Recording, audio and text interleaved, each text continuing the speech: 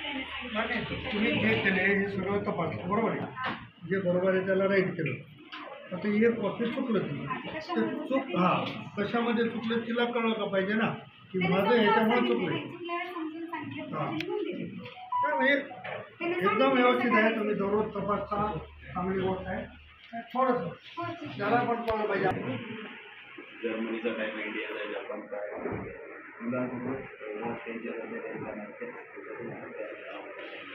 मुलांना जागतिक दर्जाचं शिक्षण कसं मिळेल त्या पद्धतीने आपण